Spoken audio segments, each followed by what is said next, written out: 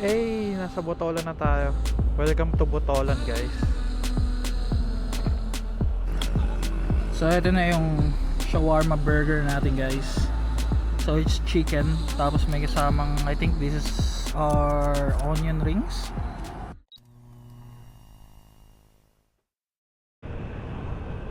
What's up, guys? Good afternoon. It's a nice Sunday afternoon, guys. Nakapag-ride tayo. Nagkaroon tayo ng opportunity to go outside. So today, gaya nga nung pinakita natin sa intro kanina, meron tayong i-explore na cafe dito sa Zambales. So pangalan niya is Zamba Coffee or Zamba Cafe yata, hindi ko maalala. Basta it's a 1 hour drive or 1 hour ride. Lapit lang naman sa Botolan. Niyaya ko si Ermat sabi ko kay Ermat kung gusto niya sumama and magmerienda or baka gusto niya bumalik sa Sundowners, magka-coffee ako tapos siya mag-dinner or magmerienda nga, ayun. Karayo sumama nilalayuan daw siya. Nakaka-irita yung jacket ko pag tumitingin ako sa gilid, dumahampas yung collar sa helmet. Ang ingay, parang may dila ng kambing na umahampas sa tenga ko. Sobrang lakas din kasi ng hangin talaga ngayon, guys. Sana lang wag umulan. By the way, na-appreciate ko yung yung mga nanood tsaka mga nag-comments dun sa video natin na yun, guys. Like I said, hindi natin siya ginawa for engagement, for likes and subscribes, ganyan. Ginawa natin siya to, ganda naman dito. Ay, napuntahan ko na nga pala yan. Kasi ginawa natin siya to, open up nung araw na yun, kasi nga medyo pangit din kasi yung mood natin nun. And gusto ko mag-ride, tapos naisip ko na i-share na din sa inyo. Try natin magmatulin dito. Woo! Lakas ng hangin. Tap-in tayo ng konti.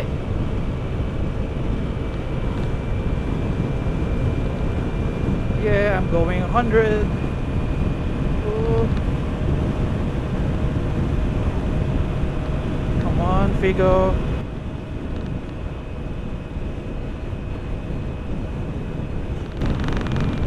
Oh my gosh. Ang ingay nung ang ingay ng jacket ko humahampas dun sa helmet, yung collar. Wow. That's a new top speed. Well, guys, bira ko lang gawin yan baka kasi nanonood sila mama na ito, isipin nila ganun tayo.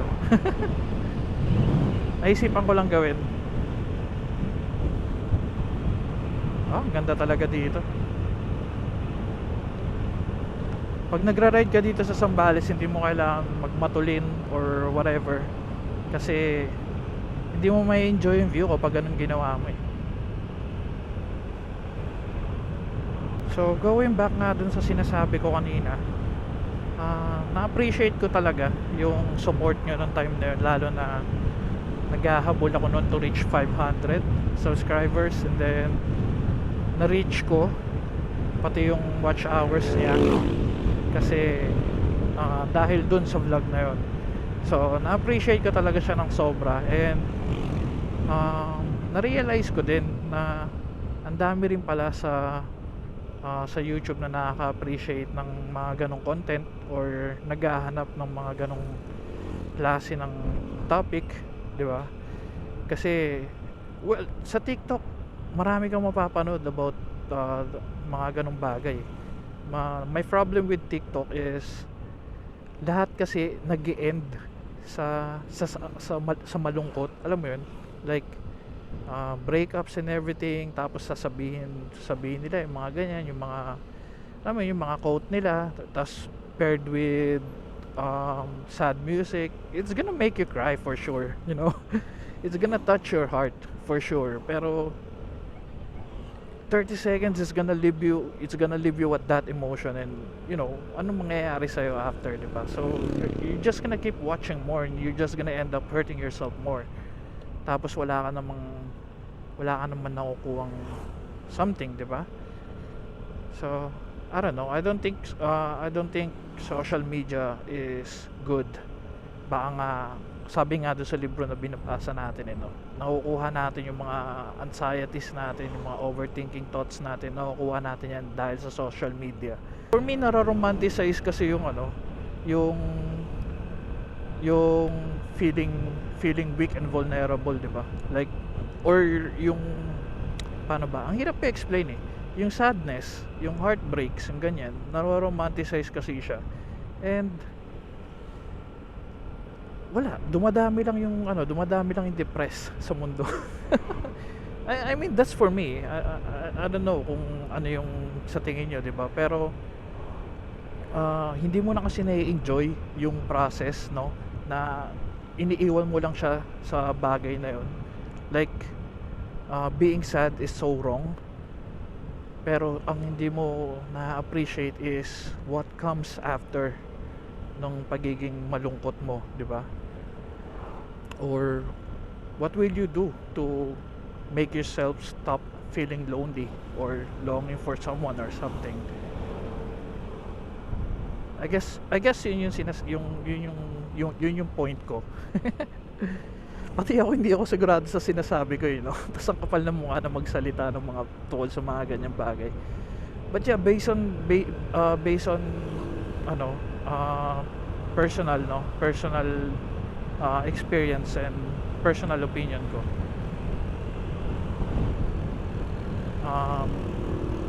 lahat naman tayo may problema, or lahat tayo talaga dadaan sa problema.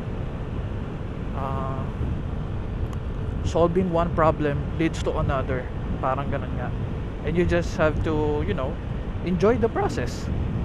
Actually, nakakatuwa nga isang comment dun sa isang video natin about that na kwento niya na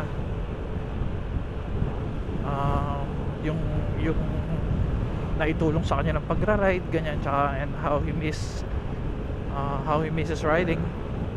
Nasa ibang bansa na siya tapos yung nga sabi niya,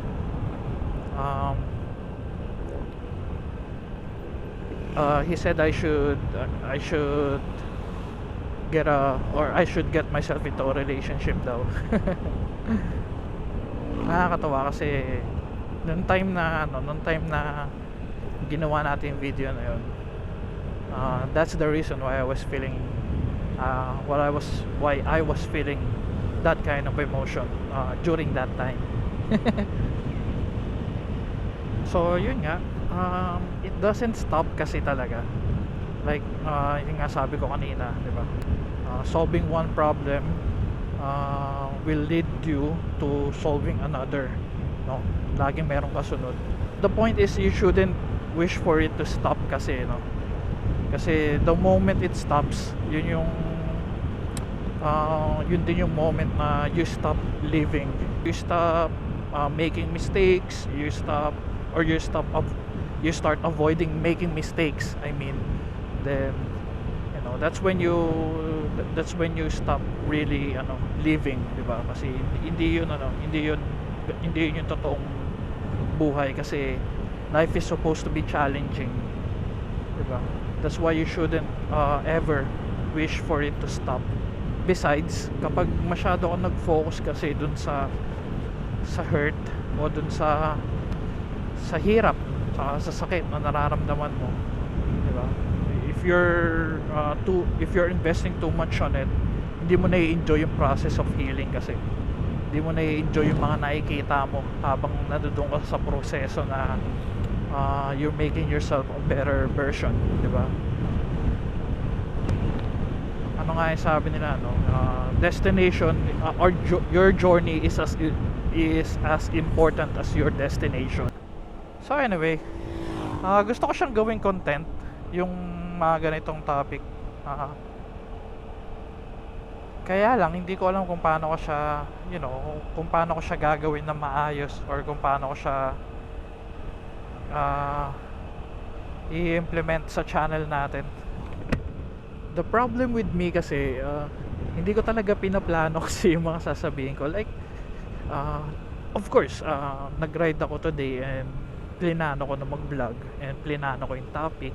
Pero yung mga sasabihin ko kasi, hindi ko talaga kasi siya pinaplano. So, mapapansin nyo medyo kalat-kalat lagi. Para lang tayo nagkukwentuhan di ba? So, I think I like it better. Pero kung para sa channel kasi, medyo magulo siya.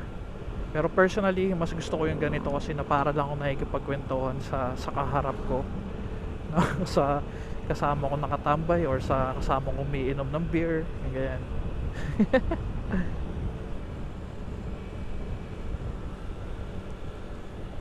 Tsaka I think unusual kasi, no, para sa I mean, hindi ko sure kung meron kayong makakilala, pero most of men kasi na makikita niya talaga is would never talk anything about these kinds of stuff kasi nga, I guess it's a society thing na rin na we're not meant or built to talk about our emotions and stuff, which is very unhealthy. Kung tutusin, mas malalim ang mga lalaki.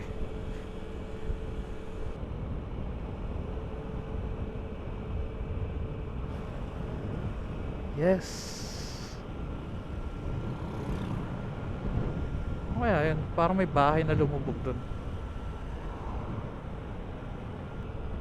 Ito masarap daw dito eh, kaya lang di ko pa napupuntahan.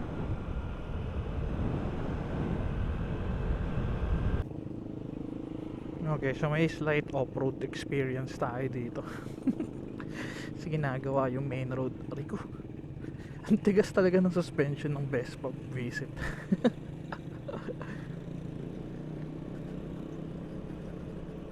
Yeah. So that's one of the cons ng Vespa, no? Pero that is also off-road kasi nga kapag nasa patag na kalsada ka, napaka-stable niya.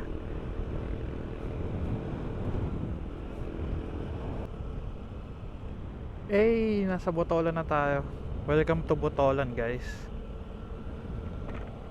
I spent most of my summers as a child or as a kid dito sa Botolan. Botolan, Kabanggan, tsaka Iba, yan. Kasi may relatives kami dito. Tsaka taga rito talaga sila mama. So dito talaga yung province namin. Alam mo yun, yung mga tipong namimingwit ka ng mangga sa puno, yan. Ganyan yung mga kinalakihan natin. Eto, naaalala ko pa to. Tsaka ano ba yun, tinuruan pa ako magtirador eh. Kapag hindi mo yung mga tipong yung mga mangga na hindi ko maabot, tinitirador namin. Para bumagsak. Titiradorin yung sanga. Pero ako kasi laging palpak eh. Pag nagtitirador ako, tinatamaan ko pero hindi yung sanga, yung mismong mangga yung tinatamaan ko. So nasisira ako lang lalo. Oh, so I think andito na tayo. Ayun yata siya. Ang lapit lang kasi doon yung nakakalagpas ko lang dun sa bahay ni bahay ng lola ko dati. Wow, this looks nice. Wow. We just arrived in our destination. Ganda rito, ang laki. Ang dami pa nilang space oh. Tapos nasa highway lang talaga. Ganda ng location.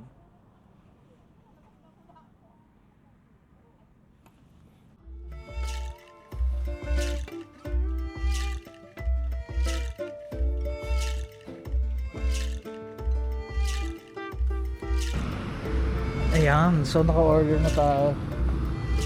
Nag-order tayo ng caramel macchiato as always. Tapos tinry natin yung shawarma burger. Ayun yata yung burgeran. So grilled or smoked yung burgers nila. Ay, yeah, chicken. Tama po, chicken na. Yeah, thank you. Siya na po ha. Medyo Okay lang. na-delay. Palakas yung apoy namin sa ano eh. So ito na yung shawarma burger natin guys. So it's chicken, tapos may kasamang, I think this is our onion rings. Not sure. Let's try.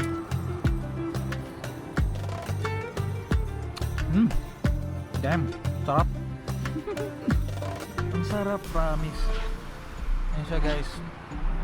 Samba Cafe dito sa Botolan. Nasa highway lang siya. Panoorin nyo na lang yung video natin. Pero ang sarap guys. Medyo pricey siya, pero worth it sa presyo. Oh, it's good. Oh man, gone in 60 seconds. Naubos natin kaagad. Ang sarap. Ayan, Samba Cafe guys, dayuin nyo to lalo pag magra-ride kayo pa norte or pa Zambales. Nasa highway lang siya. Ayan, makikita nyo agad. It's hard to miss. Masarap, marirecommend ko siya. Although sabi nga nung isang kakilala natin, isang friend natin, mahirap daw akong pagtanungan kasi lahat daw masarap sa akin.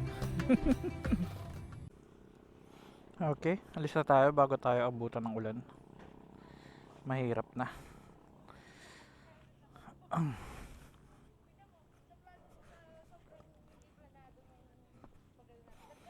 Busog.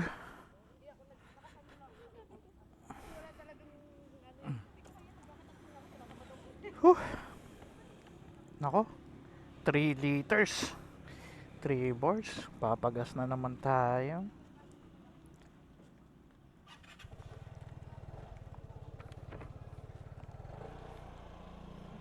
Let's go.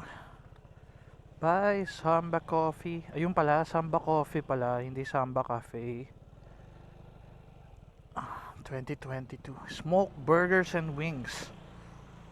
Next time try natin yung burgers and wings na yan. Botolan. See you next time. Makalimutan natin tanggalin yung ND filter ko. Pero mukhang goods pa naman. Wow, napakaganda ng view. Wala akong maisip na outro, pero I have the perfect place where we can do our outro. Woohoo! Ganda. So this is why we ride, guys.